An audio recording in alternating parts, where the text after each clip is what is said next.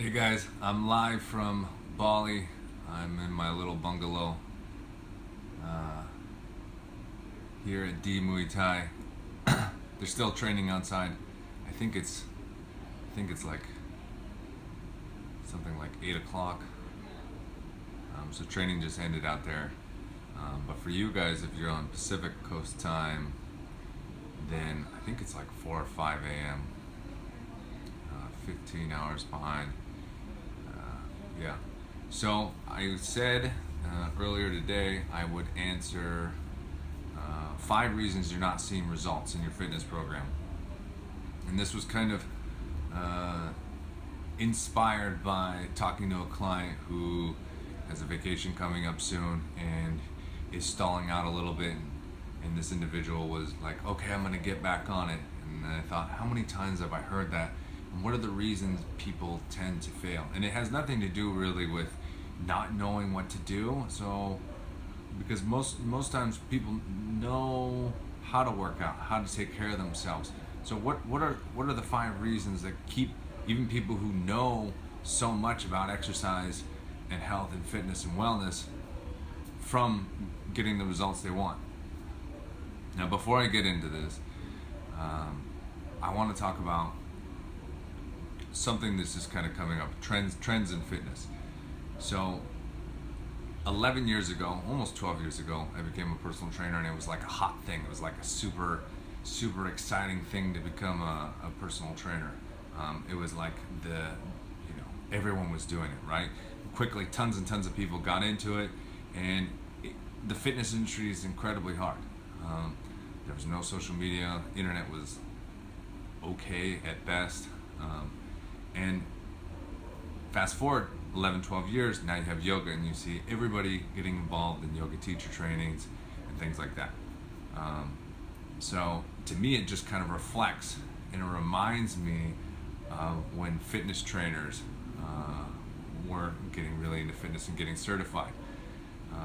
And I really think the pendulum's going to swing back into seeing yoga teachers becoming certified personal trainers or specializing and understanding fitness and health, because yoga is an incredible thing, but is just one component of creating a very fit and healthy and well body. And this leads me into the second piece I want to talk about, and the intention for why I'm traveling around the world.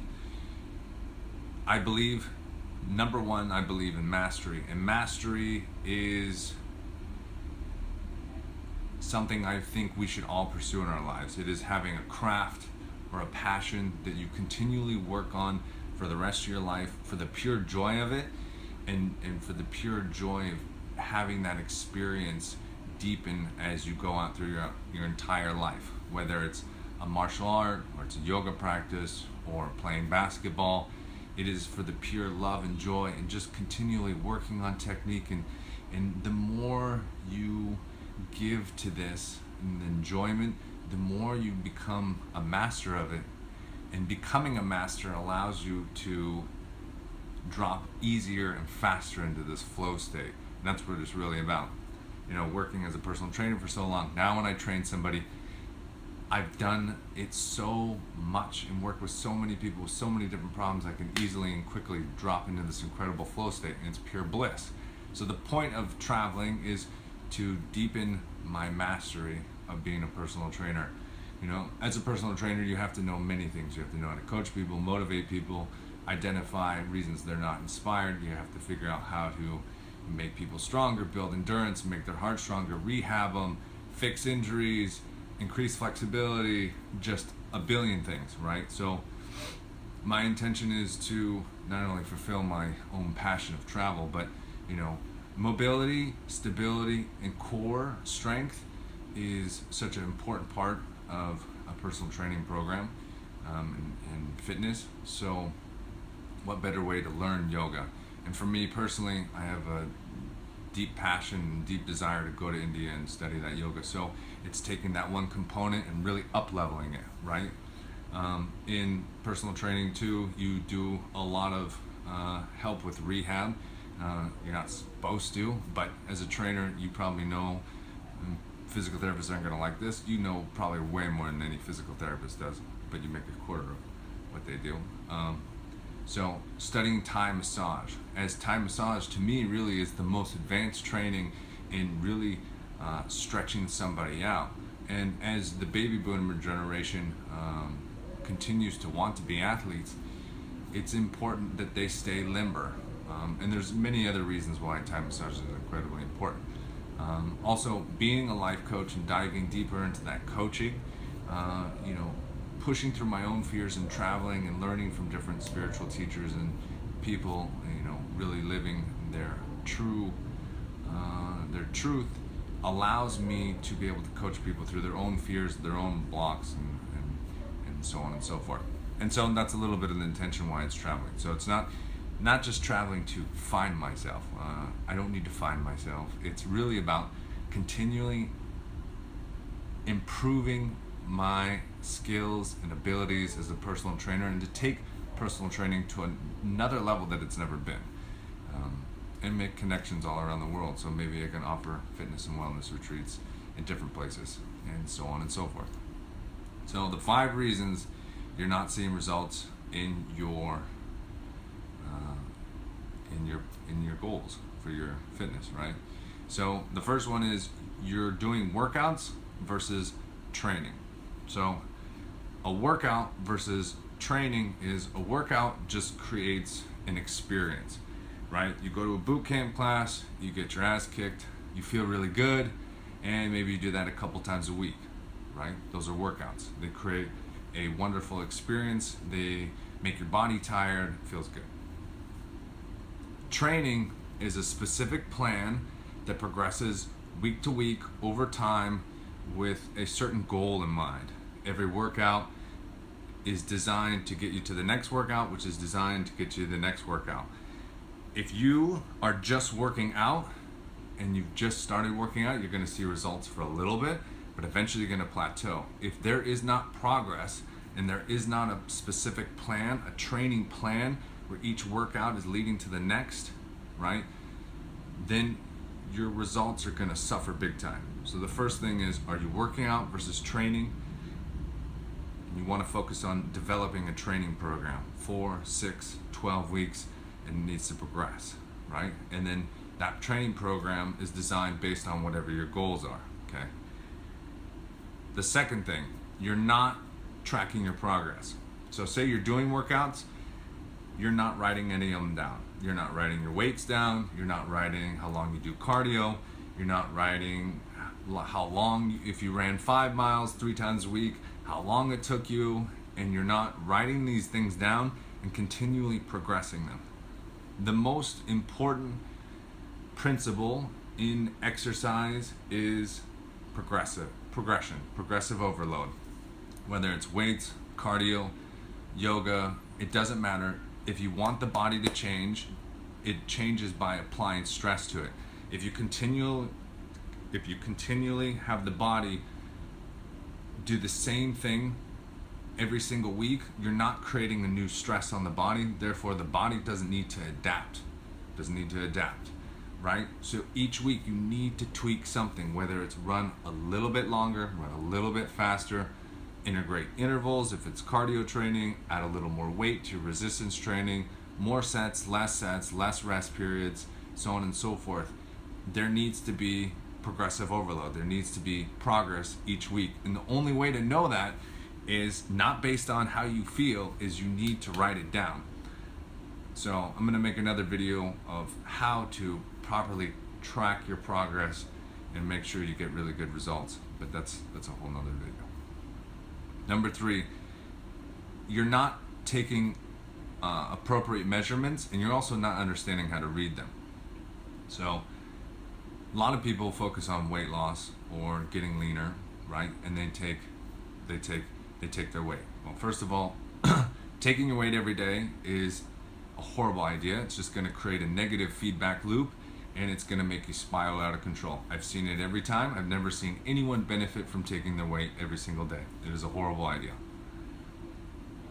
Number 2 is, especially if you're a female, if you start resistance training, which is one of the fastest ways to start getting leaner, is is your weight each week for the first 4 weeks about is going to go up. And every time I've had a female client, they go, oh my God, I'm lifting weights, but I'm getting bigger. My arms are getting bigger. And the scale's going up. It's completely psychological. Yes, the scale is going up, but what's happening is you're creating inflammation in the muscles and you're retaining water, right? Also, when you start to lift weights, a lot of incredible hormonal things are happening. You're releasing growth hormone, your hormones are starting to balance out, your muscles are filling with water because they're mostly water and having that inflammation, right? So you need to just let that go, right? It's like planting a new seed in the ground. The roots are taking shape. You gotta just let it be, right? It's not until about the 5th week, let's say, you're gonna start to see a drop in the scale, right? So, taking measurements each week is important, but making sure you're taking the appropriate measurements, right? I would say just taking your body fat percentage, once a month. If you really want to be strict, every 2 weeks, or every week, you can take your weight. It depends if you have a lot of weight to lose, right? But I think the best way to know if you're getting the results you want is to take notice of how your clothes feel. Take notice how your clothes feel. Your clothes are going to tell you everything, right? And if you don't know how to be objective with your measurements and how to take the right measurements, you need to get someone who does, okay? Number 4, and I see this often, especially if you're in the US, is you are training way too much, right? You're training too hard. And what I mean by this is you also have a stressful job. You're constantly on social media or the computer, right? So your cortisol is running so hot, right? I've trained so many incredible entrepreneur, businesswomen, corporate women that are just hustlers and they're incredibly successful. But they also work out super hard, so they're just going hard all the time, drinking coffee, then they drink wine. Maybe they don't drink a ton of wine, but they drink a little bit of the wine, and then they don't get a ton of sleep. So cortisol, cortisol, cortisol, cortisol, cortisol, and exercise creates cortisol. Burns cortisol, but also produces cortisol, right? So you're overtraining, but most importantly, you're overtaxing your nervous system. And why this becomes a problem. So why this becomes a problem is when you have high cortisol levels, the way your body signals for you to get those cortisol levels down is to eat carbohydrates, right? And there's nothing wrong with this, but what ends up happening is there's usually not a great source of carbohydrates. So you start to so you're having very low calories, but then you're overstressing your body, and then you start eating a ton of carbohydrates, right? And with cortisol, you're gonna hold that weight too. So you're overtraining, or a better way to put it is you're under recovering.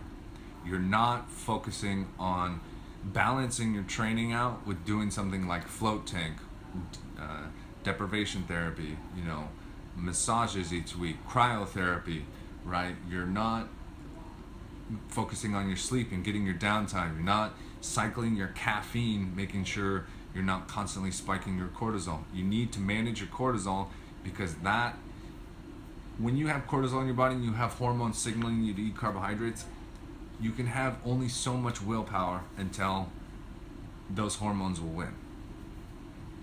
So that's that. And then number 5 is you don't have accountability. And when I mean accountability, I mean someone who is overseeing your entire plan. Someone who is overseeing, knows how your sleep's doing, how your self-care is going, how you're planning in your fun and enjoyment activities into your training program, because all these things factor in. Knowing someone who knows how to oversee your cardio plan, your weight training plan, your yoga plan, and how it all fits together. Now, they don't need to understand necessarily 100% how yoga works or cardiovascular works, but they need to understand the principles of exercise, because they need to understand, like a conductor in an orchestra, how all of these different instruments play together, or else you're really going to be lost and you're really going to struggle getting results, right? So accountability is the number one reason you're not getting results, is not having someone to check in with, who you can go over your entire plan, from your cardio, your weights, your yoga, your self-care, your sleep, your nutrition, and set goals each week and make sure you're moving forward, or at least setting goals, failing at them, learning from them, and then readjusting and continuing forward, right? When you're left to your own,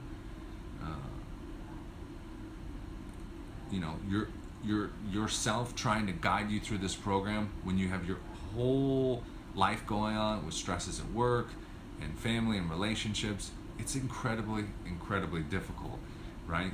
I remember training for a lot of different bodybuilding shows, or just even having clients who would come in and it'd be measurement day and they would feel like, oh, I gained so much weight, I'm so fat, I don't know what to do.